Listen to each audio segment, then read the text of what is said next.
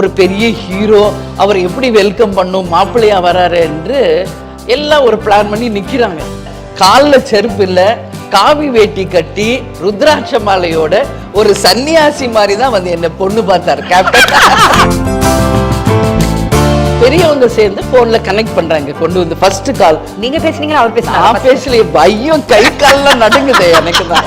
காதுல வைக்கிற கை நடுங்கிட்டே இருக்கு. ஹலோ அப்படின்னாரு அந்த பேஸ் வாய்ஸ். அவ்வளவுதான், அதுலயே நான் ஆஃப் ஆயிட்டேன். ஹனிமூன்னு ஒண்ணு எப்படி மாஸ்டர் போக முடியும்? Busy schedule. கூப்பேல தான் கேப்டன், நான் அமலா ஒரே கூப்பேல டிராவல் பண்ணோம். அது என்ன ஹனிமூன்? அதுதான் சொல்றேன். இப்படி இருந்த கேப்டன் திடீர்னு உடம்பு சரியில்லை சொல்லும்போது உங்களுடைய ஃபீல் எப்படி இருந்தது? ரொம்ப உடைஞ்சிட்டேன் மாஸ்டர், ரொம்ப ரொம்ப ரொம்ப ரொம்ப உடைஞ்சிட்டேன். ஒரு மனைவியாக அவரை எப்படியெல்லாம் நான் பார்த்த ஒருத்தி, இப்படி ஒரு ஒரு நிலைமை எங்க லைஃப்ல வரும் என்று கனவுல கூட நான் நினைக்கவே இல்லை.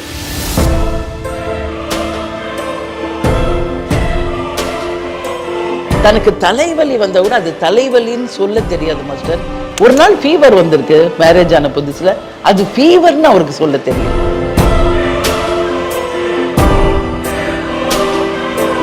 அது இது அப்படி இப்படின்னு எப்படி பார்த்தாலும் இதுதான் ஹிட்டான ஆஃபர். இப்போது புதிய அறிமுகம் ஆச்சி ஹோட்டல் சாம்பார் 50 கிராம் ரூபாய் 20 மட்டுமே. i5 ஹவுசிங் அண்ட் ப்ராப்பர்ட்டிஸ் தேடுறத விடுங்க, தேர்வு செய்யலாம் வாங்க. கால் 9962557557. நீங்க ஃபர்ஸ்ட் கேப்டனை எங்க மீட் பண்ணீங்க? என்னை பெண் பார்க்க வந்த பொழுதுதான் நான் கேப்டனை பார்த்தேன். உங்க எல்லாரையும் மாதிரி நான் உங்க எல்லாரையும் மாதிரி ஸ்கிரீன்ல பார்த்து நான் அவருடைய ரசிச்ச படங்கள் தான் அதிகம். நான் கல்லூரியில படித்த காலத்துல உழவன் மகன் என்ற ஒரு திரைப்படத்துல ஹார்ட்கோர் ஃபேனா நான் மாறி, கேப்டனினுடைய மிகப்பெரிய ஒரு ஃபேனா மாறி, அப்படியே நான் ரசித்த என் கணவரை ஒரு என் பெற்றோர்கள் பார்த்து இது ஃபிக்ஸ் பண்ண மேரேஜ், எங்க கல்யாணம் அரேஞ்ச் மேரேஜ். திருமணம் சொர்க்கத்தில் நிச்சயிக்கப்படுகிறது என்பதற்கான மிகப்பெரிய ஒரு சான்றாக எங்கள் திருமணத்தை நான் பதிய வைக்க விரும்புகிறேன். ஏன்னா கேப்டன் ஃபேமிலி மதுரை, என்னோட ஃபேமிலி வேலூர், எந்த லிங்க்கும் கிடையாது.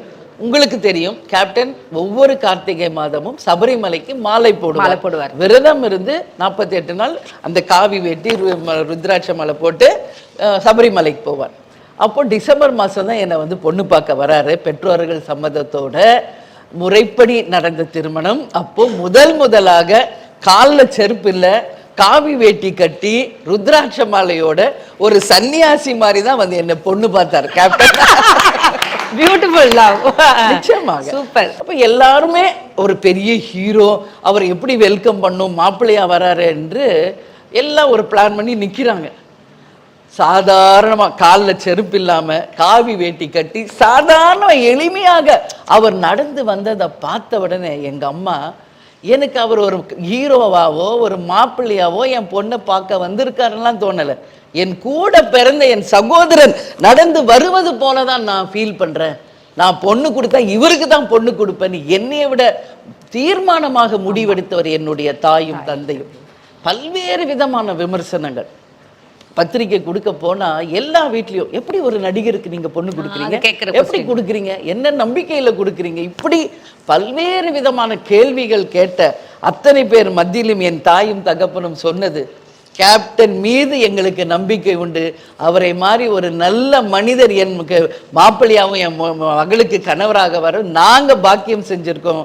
நீங்க சொல்றதெல்லாம் கிடையாது, நாங்க அவருக்கு தான் பொண்ணை கொடுப்போம் என்று எந்த குழப்பத்திற்கும் இடம் அளிக்காமல் தீர்மானமாக முடிவெடுத்தாருங்க எங்க அப்பா அம்மா.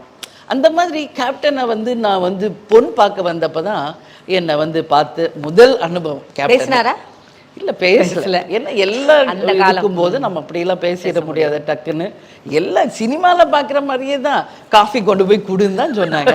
நானும் காஃபி கொண்டு போய் கொடுத்தேன். அப்புறம் எதிரில் ஒரு சேர் போட்டு உட்கார சொன்னாங்க, உட்கார்ந்தேன். அப்புறம் என்னோட அக்கா பொண்ணு என் மடியில் ரொம்ப சின்ன குழந்தை, அவள் வந்து உட்காந்துட்டா. அப்போ சரியா ஃபேஸ் தெரியலன்னு யாரோ சொன்னாங்க. ஆனாலும் கேப்டன் காஃபி குடிச்சிட்டு சொன்ன ஒரே வார்த்தை, காஃபி சூப்பரா இருக்குன்னாரு. அப்ப அதுல அது மாதிரி சொல்லியிருக்கேன். அதுலயே எனக்கு இன்டைரக்டா ஒரு ஆன்சர் சொன்ன மாதிரியும் இருந்தது. அப்போ இம்மிடியட்டா என்ன பொண்ணு பார்த்துட்டு அப்போ எங்க அப்பா கேட்குறாரு, இப்போ என்ன படம் நீங்க நடிச்சிருக்கீங்க? மீனாட்சி திருவிளையாடல் வந்து ரிலீஸ் ஆயிருக்கு. இப்போ சிறையில் பூத்த சின்னமலருக்காக நான் நாகர்கோயில் போகிறேன். அது போயிட்டு வந்தவுடனே புலன் விசாரணை என்ற திரைப்படத்திற்காக நான் பாம்பே செல்கிறேன். போய் வந்தவுடனே நிச்சயதார்த்தம் அப்படின்னு சொன்னாங்க. அன்றைக்கே டிசைட் பண்ணிட்டாங்க. போனவுடனே எனக்கு பொண்ணு ரொம்ப பிடிச்சிருக்கு, டிசைட் பண்ணிடுங்கன்னு அவங்க சகோதரி கிட்ட சொல்லிட்டாங்க. ஸோ அந்த மாதிரி within a fraction of second. அப்போ கேப்டன் என்ன சொல்வார், ஒரு லேட் மேரேஜ் தான் கேப்டனை பொறுத்த வரைக்கும். அவ்வளோ சீக்கிரம் கல்யாணம் ஆகலை. ஏன்னா எங்கள் மாமா அத்தை இல்லை, கேப்டன் 1 வயது குழந்தையாக இருப்பது அவங்க அம்மாவை இழந்துட்டார். அப்பா தான் அவருக்கு எல்லாமா இருந்து வளர்த்தவர். அதனாலதான் அந்த வானத்தை போல படத்துல பாத்தீங்களா, ஒரு சேவல் தான் அடை காத்தது என்பது போல எங்க மாமனார் தான் அந்த குழந்தைங்களை எல்லாம் வளர்த்து ஆளாக்குனர். அதனால தன்னுடன் பிறந்த சகோதரிகள் சகோதரர்கள் எல்லாருக்கும் திருமணம் செஞ்சு அவங்க எல்லாரையும் லைஃப்ல செட்டில் பண்ணிட்டு மூத்த ஒரு குடும்ப தலைவனாக கடைசியாக தான் கேப்டன் கல்யாணம் பண்ணார். அப்போ லேட் மேரேஜ் தான் கேப்டனுக்கு நடந்தது. ஆனாலும் அந்த நம்பிக்கை, அந்த உறுதி, அதுதான் எங்களுடைய வாழ்க்கையின் வெற்றியாக அமைந்தது அப்படின்றது. அன்னைக்கு பாத்தீங்கல்ல, அன்னைக்கு நைட் உங்களுக்கு ரெக்க பறந்துதா? பல நாள் நான் தூங்கவே இல்லை. அதுதான் வேணும். ஏன்னா ஒரு ஹீரோவோட நீங்க வந்து பயங்கர ஃபேன் சொல்லியிருக்கீங்க. இவரு தான் கணவரா அடைவாங்க நீங்க எதிர்பார்க்கல. அப்போ உங்களுக்கு எப்படி இருந்தது அந்த ஒரு? யாருமே இதை நினைக்க முடியாது. கேப்டன் தான் வந்து பொண்ணு பார்க்க வர்றாரு, அவங்களுக்கு தான் இந்த அலையன்ஸ் பேச போறாங்கன்னு சொல்லும் போது எங்களால் நம்ப முடியல. கரெக்டா சொல்றாங்களா, விஜயகாந்த்ங்கிறாங்களா இல்ல வேற ஏதாவது பேரை தப்பா மாத்தி சொல்றாங்களா அப்படின்னு தான் எனக்கு ஃபர்ஸ்ட்ல தோணுச்சு. அப்பா கிட்ட கூட இல்லம்மா அவருக்கு தான் உன்னை பொண்ணு கேட்டு வர்றாங்கன்னு அப்பா சொல்லும் போது கூட, அப்பா நல்லா விசாரிங்க, மேபி நேம்ஸ் சேஞ்ச் ஆக கூட வாய்ப்பு இருக்குல்ல. இல்ல அவருக்காக தான் உன்னை பெண் கேட்க வர்றாங்க, அவர் தான் உன்னை பொண்ணு பார்க்க வர்றாங்க அப்படின்னு சொல்லும்போது நான் சொன்னேன்ல உங்ககிட்ட, எனக்கு மிகப்பெரிய கடவுள் பக்தி உண்டு. அந்த எல்லா புகழும் அந்த இறைவனுக்கு என்ற மாதிரி அந்த கடவுளுக்கு தான் நான் அந்த நிமிஷத்துல நான் நன்றி சொன்னேன். ஏன்னா இது சாதாரண ஒரு பந்தம் இல்லை. பல இரவுகள் நான் தூங்கல. கேப்டன் பேசின வார்த்தை என்ன? நல்லா இருக்கீங்களான்னு கேட்டேன். ஏன்னா இதெல்லாம் தான் நம்மளுக்கு தெரியும். ஏன்னா போன்ல தான் கனெக்ட் பண்ணாங்க. எனக்கு பொண்ணு பார்த்துட்டு போயிட்டாரு, ஏன்னா பேச முடியாதுல்ல. அதுக்கு முன்னாடி பொண்ணு பார்த்துட்டாரு, எனக்கு பிடிச்சிருக்கு, ஃபிக்ஸ் பண்ணுங்கன்னு சொல்லிட்டாரு. நிச்சயத்துக்கான டேட்ஸ் வச்சுட்டாங்க. எல்லாம் ஃபிக்ஸ் ஆன பிறகு இனிமே பேசினா தப்பு இல்லை. எங்க அக்காவும் அக்கா மாப்பிள்ளையும் அதே மாதிரி கேப்டனோட அண்ணியும் சொன்னாங்க, இப்ப காலெல்லாம் பேசலாம்ப்பா போன்ல. கேப்டன் சொன்னாங்க, ஐயோ அப்படிலாம் பேசக்கூடாது, ரொம்ப உங்களுக்கு தெரியும் ஒரு குடும்பத்துல ரொம்ப ரொம்ப கலாச்சாரமான ஒரு மிகப்பெரிய நடிகராக இருந்தாலும் கலாச்சாரத்தை மதிக்கக்கூடியவர். பெரியவங்க சேர்ந்து போன்ல கனெக்ட் பண்றாங்க, கொண்டு வந்து ஃபர்ஸ்ட் கால். நீங்க பேசுனீங்களா அவர் பேசுனாரா? நான் பேசலையே, பையம் கை கால்லாம் நடுங்குது எனக்கு தான். எங்க நான் பேசுறது, போன் கூட ஐயோ நான் பேசுறதுக்கு நான் என்ன லைன்ல வந்துட்டாரு பேசுன்றாரு எங்க அக்கா மாப்பிள்ள. போன் வாங்குற ரிசீவர் காதுல வைக்கிற கை நடுங்கிட்டே இருக்கு. ஹலோ அப்படின்னாரு அந்த பேஸ் வாய்ஸ். அவ்வளவுதான், அதுலயே நான் ஆஃப் ஆயிட்டேன். அப்புறம் நல்லா இருக்கீங்களா அப்படின்னேன். நான் நல்லா இருக்கேன், நீ எப்படி இருக்க அப்படின்னாரு. நல்லா இருக்கேன் அப்படின்னாரு. அதுக்கப்புறம் அவருக்கு ஃபர்ஸ்ட் எடுத்தவொடனே அவர் எனக்கு சொன்ன ஒரு அட்வைஸ், தமிழ் மீது அவர் வைத்திருந்த பற்று. அதைத்தான் முதல்ல என்கிட்ட பேசினாரு. இது எத்தனை பேர் நம்புவாங்க எனக்கு தெரியல மாஸ்டர். அந்த தமிழ், அந்த உச்சரிப்பு, அந்த தமிழ் மீது வைத்திருந்த அந்த பற்றை தான் முதல்ல என்கிட்ட அவர் சொன்னார். இப்படித்தான் எனக்கு இப்படிதான் பிடிக்கும் அப்படின்னு சொல்லி அந்த தமிழ் பற்றை தான் என்கிட்ட முதல்ல அவர் பேசினார். அதற்கப்புறம் டெய்லி அந்த ஈவினிங்ல ஷூட்டிங் முடிச்சு வந்து பேசுவாங்க. அன்னைக்கு என்ன ஷூட்டிங், ஏதாவது சில விஷயங்கள் பயம் போயிடுச்சு உங்களுக்கு. அப்புறம் டெய்லி பேச பேச பேச பேச கேஷுவலா தானே பேச. அவர் கொடுத்த ஃபர்ஸ்ட் கிஃப்ட் என்ன? ஃபர்ஸ்ட் கிஃப்ட் நீங்க வேற மாஸ்டர், அவர் கிஃப்ட் கொடுக்கவே தெரியாது மாஸ்டர். கிஃப்டே தெரியாது அவருக்கு, எதுவுமே தெரியாதுங்க. எங்களுக்கு ஜனவரி 31 மேரேஜ் மாஸ்டர். நீங்க நம்ப மாட்டீங்க, மார்ச்ல அவனோட birthday, first birthday, within 1.5 months. அவருக்கு அதை விஷ் பண்ணணும், கிஃப்ட் கொடுக்கணும், எதுவுமே தெரியாது மாஸ்டர். நம்ப மாட்டாங்க யாருமே. சுபையா அப்போ அவர் கூடயே இருப்பாப்ல சுபையா. இவங்கெல்லாம் சொல்லி, இன்னைக்கு அன்னைக்கு பர்த்டே இல்லை, ஏதாவது கிஃப்ட் நீங்க வாங்கி கொடுக்கணும்ல அப்படின்னு இவங்கெல்லாம் சொல்லி, என்னத்த கிஃப்ட் வாங்கி கொடுக்கணும் பிரேமாக்கு. அப்புறம் எல்லாரும் சொல்லி, அவர் எந்த கடைக்கும் போக முடியாது உங்களுக்கு தெரியும். ஒன்று ஏதாவது எனக்கு ட்ரெஸ் வாங்கணுன்னாரு காஸ்டியூமரை தான் அனுப்பணும், எனக்கு ஒரு பூ வாங்கணுன்னாலும் டிரைவரை தான் அனுப்பணும். ஸோ அவர் சொல்லுவார், இதில் நான் என்ன பண்ண முடியும். அப்போ ஒரு வீம் போட்டு ஒரு $1 வி இன்னும் விஜய் வச்சிருக்கீங்களா? இன்னைக்கும் என்கிட்ட எவ்வளோ ஜுவல்ஸ் இருந்தாலும் எவ்வளோ இருந்தாலும் என்னுடைய பொக்கிஷமாக இன்னைக்கும் அந்த பதக்கத்தை நான் வந்து பத்திரமா பாதுகாத்துக்கிட்டு இருக்கேன். அவர் கொடுத்த அந்த ஃபர்ஸ்ட் கிஃப்ட், அதுதான் என்னுடைய வாழ்நாளுடைய பெரிய அவார்ட் மாதிரி. அந்த வீண் போட்டு அதுக்கு முன்னாடி ஒரு விஷயம் நடந்தது. அது மிக முக்கியமான ஒரு விஷயம் உங்ககிட்ட பகிர்ந்துக்கணும். கேப்டன் வந்து உழைப்பால் உயர்ந்தவர், சரிங்களா? அவங்க அப்பா வந்து அவர் பியூசி படிக்கும் போதே ரைஸ் மில்லோட ஓனர் அவங்க. அப்போ அவரால் நடத்த முடியலங்கிறப்போ கேப்டனை படிப்பு நிறுத்திட்டு ரைஸ் மில் வந்து பார்த்துக்கோ அப்படின்னு சொல்லிட்டார். அதனால் கேப்டன் படிக்கல. அப்போது ரைஸ் மில்ல அவர் ஒர்க் பண்ணும்போதே, நான் ஏன் சொல்கிறேன்னா, அந்த உதவி செய்வது என்பது அவள் ரத்தத்தில் ஊர்ன ஒரு விஷயன்றதுக்காக நான் சொல்கிறேன். இது இளைஞர்களுக்கு ஒரு பாடமாக இருக்கும். அப்போது அங்கே ஏழைகள் தானே இருப்பாங்க ரைஸ் மில்லை சுற்றி. ஒரு ரிக்ஷா ஓட்டுறவர், ஒரு ஆட்டோ ஓட்டுறவர், அவங்க பிள்ளைகளை படிக்க வைக்க முடியல.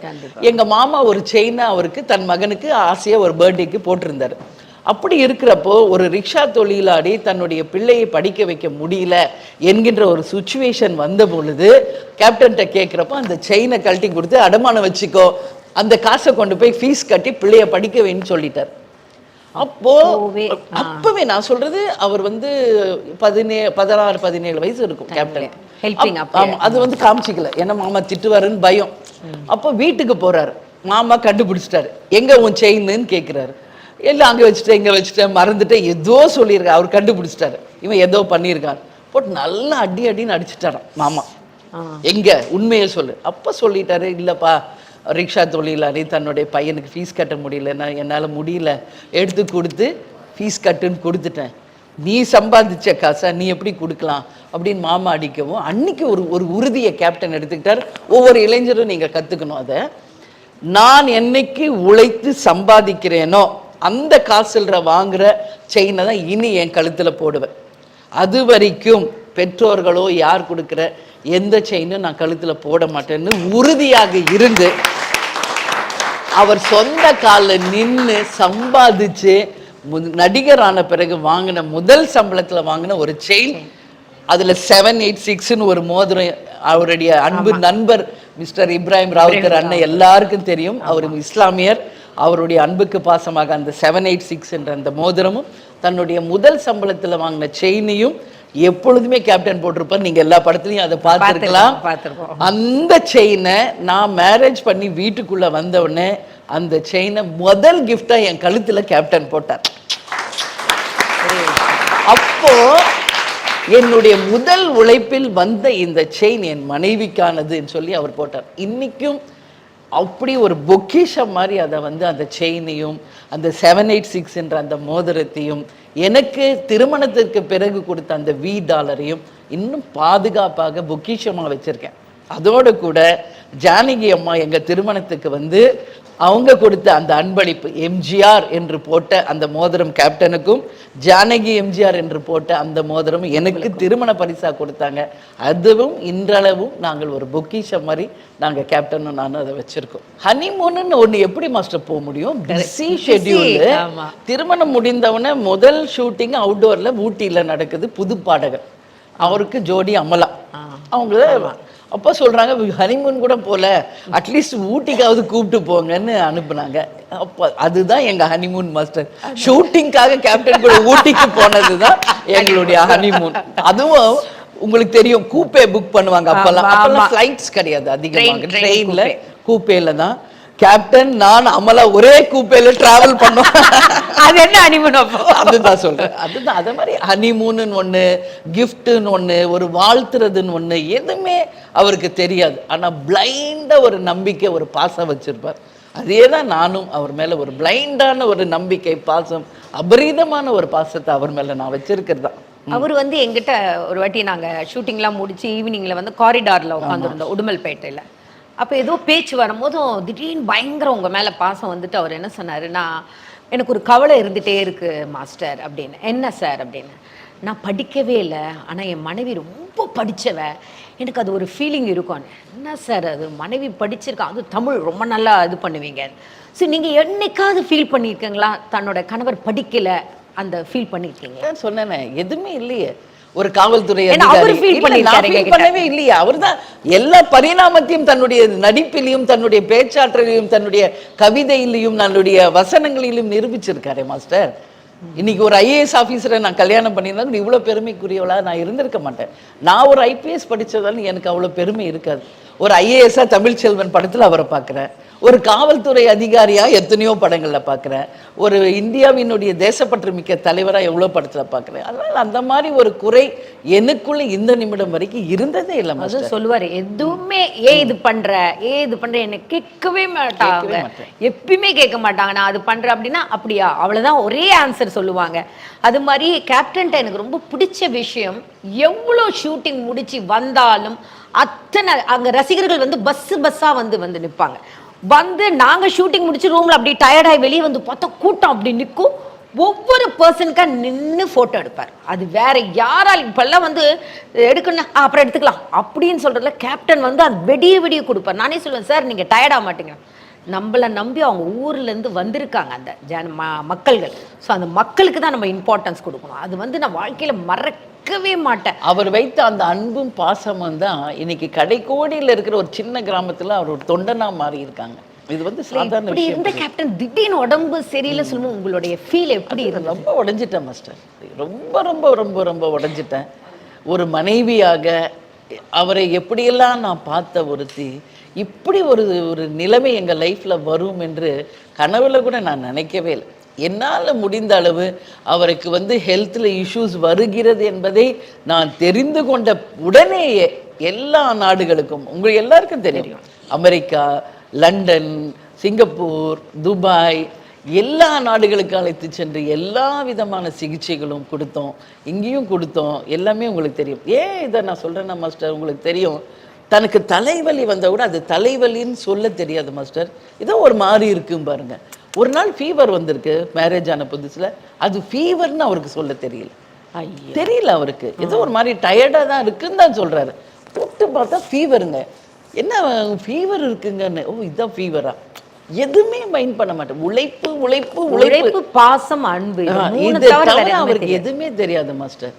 அப்படி ஏன்னா அம்மா இல்லை அவருக்கு, நல்லா புரிஞ்சுக்கங்க.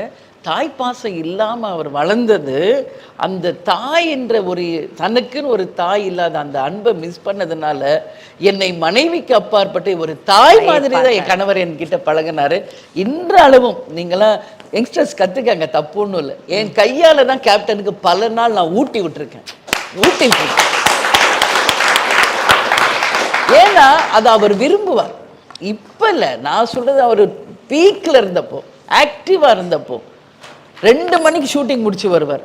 மிட் நைட் அவர் சூடாக சாப்பிட தான் பிடிக்கும் என்பது ஹாட் பேக்கில் போட்டு மூடி வச்சுட்டு நீங்கள் சாப்பிடுங்க. நான் ஒரு நாளும் தூங்கினது கிடையாது. அவருக்காக ஒரு சின்ன ஸ்டவ் மேலே வீடு ரூமு 2 மணி ஆனாலும் 3 மணி ஆனாலும் முழிச்சிருந்து அவருக்காக சூடாக பரிமாறி அவர் உண்டு சந்தோஷமாக சாப்பிட்டு படுக்கிறத பார்த்து ரசித்தவன் நான். அவர் தமிழ் பற்று அதிகமாக இருந்தாலும் அவர் ஆக்ஷன் ஹீரோ என்பதால இங்கிலீஷ் படங்களை அதிகமாக பார்ப்பாரு. உங்க எல்லாருக்கும் அது தெரியும். அவருக்கு பார்க்காத இங்கிலீஷ் படம் இல்லை, அவர் பார்க்காத ஃபைட்ஸ் கிடையாது. எல்லாத்தையும் குறிப்பெடுத்து அதில் வருகின்ற அந்த ஃபைட் சீன்ஸ் எல்லாம் எடுத்து மாஸ்டர்ஸ்க்கு சொல்லி அந்த ஃபைட் சீனில் அவர் தன்னை அந்த மாதிரி ஆக்ட் பண்ணணும்னு நினைப்பார். அப்போது நீங்கள் கேட்டிங்களே அவர் படிக்காதவர் என்று எந்திக்காவது ஃபீலிங் இருக்கான்னு, என்றைக்குமே இல்லை. ஏன்னா முக்கால்வாசி டைம் பார்த்தா இங்கிலீஷ் படம் தான் பார்ப்பேன். நான்லாம் அப்போல்லாம் இங்கிலீஷ் படம்லாம் பார்த்ததே இல்லை மாஸ்டர். இவரோட சேர்ந்து தான் பார்ப்பேன். கீழே சப்டைட்டில் வரும் இங்கிலீஷில். இவரோட சேர்ந்து என்னையும் விடிய உட்காந்து அந்த இங்கிலீஷ் படத்தை பார்க்க சொல்லுவாங்க. நான் ஒரு நாள் 2 நாள் பார்ப்பேன். என்ன 2 மணி முன் நம்மளுக்கு தூக்கம் வரும். ரொம்ப இங்கிலீஷ் படம் போரும் அடிக்கும் என்னை பொறுத்த வரைக்கும். நான் கன்சீவாக வேற இருந்தேன், விடவே மாட்டேன். வா உட்காரு, அது என்ன டைலாக் சொல்கிறாங்க, அது என்ன சீனு எக்ஸ்பிளைன் பண்ணு அப்படிம்பாரு. நான் ஒவ்வொன்றும் சப்டைட்டில் படித்து அந்த சீன் என்னன்னு அவருக்கு எக்ஸ்பிளைன் பண்ணி கதையோடு நான் விவரிச்சுக்கிட்டே இருக்கணும். அதை கேட்டுக்கிட்டே அந்த படத்தை பார்ப்பார். அந்த மாதிரி ஒவ்வொரு நிமிஷமும் நாங்கள் அப்படியே அன்யோன்யமாக லவ் பண்ணி வாழ்ந்தோம். நீங்க கேப்டன்ட்ட சாரின்னு சொல்ற ஒரு விஷயம், தேங்க்ஸ்ன்னு சொல்ற ஒரு விஷயம், சாரி அப்படின்னு சொல்லணும்னா ஏதாவது எனக்கும் தெரியாமல் ஏதாவது அவர் மனசை நான் கஷ்டப்படுத்தியிருந்தா அந்த நிமிடத்திற்காக நான் கேப்டன்ட்ட நான் சாரி கேட்டுக்கிறேன். தேங்க்யூ சொல்லணும்னா என்னுடைய எல்லாமாகவே அவர் தான் இருக்கார். ஒவ்வொரு அணுவிலும் அவர் தான் இருக்காரு. எத்தனை ஜென்மம் இருந்தாலும் எத்தனை ஜென்மம் எடுத்தாலும் எனக்கு அவர் கணவராக எனக்கு அவர் கிடைச்சது எனக்கு கிடைச்ச பாக்கியம். அதுக்காக என் 2 கரங்களை கொண்டு அவருக்கு நன்றிகளை என் கேப்டனுக்கு சொல்லுவேன். அது இது அப்படி இப்படின்னு எப்படி பார்த்தாலும் இதுதான் ஹிட்டான ஆஃபர். இப்போது புதிய அறிமுகம் ஆச்சி ஹோட்டல் சாம்பார் 50 கிராம் ரூபாய் 20 மட்டுமே. i5 ஹவுசிங் அண்ட் ப்ராப்பர்ட்டிஸ் தேடுத விடுங்க, தேர்வு செய்யலாம் வாங்க. கால் 9962557557.